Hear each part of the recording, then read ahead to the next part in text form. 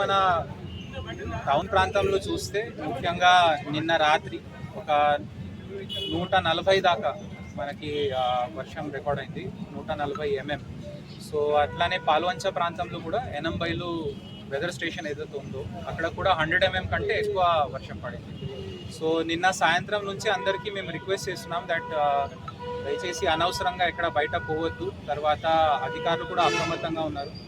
మన local police and revenue team, అదేవిధంగా గ్రామ పంచాయతీ అండ్ మున్సిపాలిటీ రాత్రి 3 గంటల నుంచి యాక్టివ్గా పనిచేస్తున్నారు ఫీల్డ్లో. సో ప్రెగ్నెంట్ మహిళలు ఎవరైతే ఉన్నారో వాళ్ళకి సేఫ్గా అక్కడ నుంచి తరలించడం జరిగింది. ఇప్పుడు ఒక 130 పిల్లలు అక్కడ ఆశ్రమ్ స్కూల్లో, రెసిడెన్షియల్ స్కూల్లో ఉన్నారు. వాళ్ళకి బ్రేక్ఫాస్ట్ అరేంజ్మెంట్ చేయడం జరుగుతుంది. తర్వాత ఎక్కడైనా ఇంట్లో బియ్యం తడిసిపోయింది లేదా వాళ్ళు వంట చేసే అది పరిస్థితుల్లో లేరు, వాళ్ళ కోసం ఫుడ్ అరేంజ్మెంట్ మనం ప్రొవైడ్ చేస్తున్నాం. సో ఇట్లాంటివి సంఘటనలు మనం కేరళ కూడా, వాయనాడ్ కూడా చూసి ఉన్నారు.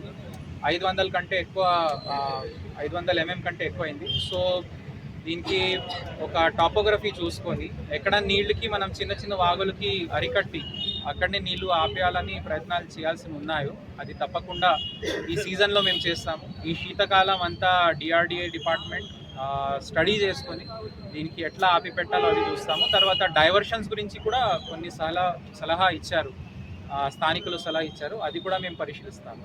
సో జనాలకి నా ఒకటే విజ్ఞప్తి ఉంది దట్ ఇప్పుడు నెక్స్ట్ వరద వచ్చి అది తగ్గిపోయిన తర్వాత మళ్ళీ రోగాలు వచ్చే అవకాశం ఉంటుంది. కాబట్టి గ్రామ panchayat, municipality bleaching powder, lime powder వాళ్ళకి లెక్క పెట్టేసి అందరికీ క్వాంటిటీ చెప్పడం జరిగింది. ఇంట్లో మా విజ్ఞప్తి ఏముందంటే ఈ కొంతకాలం నీళ్లు ఉడకపెట్టి తర్వాత ఫ్రెష్ ఫుడే అందరూ తీసుకోవాలని నా రిక్వెస్ట్ ఉంది. సింగరేణి ఓబిగుట్టల నుంచి వరద నీరు వస్తుందని మన్నూరు పట్టణ ప్రజలు ఎప్పటి నుంచో ప్రతి వర్షాకాలం సీజన్లో సమస్య వస్తుంది. కాకపోతే ఏంటంటే దానికి సింగరేణి అధికారుల నుంచి కానీ మేము వదలలేదంటున్నాం.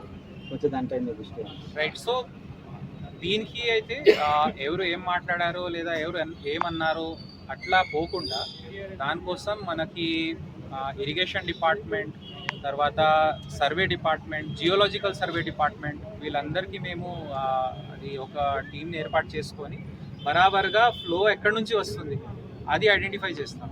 ఎందుకంటే వర్షం పడితేనే మనకి తెలుస్తుంది నీళ్ళు ఎక్కడి నుంచి వస్తుంది. సో ఇట్లా జరిగింది కాబట్టి మనకి ఒక అవకాశం దొరికింది దానికి సరి చేయడానికి. సో తప్పకుండా సింగరేణి ఆఫీసర్స్తో ప్లాన్ చేసుకొని ఆ సమస్య మళ్ళీ రాకుండా చూస్తాం. ఓకే.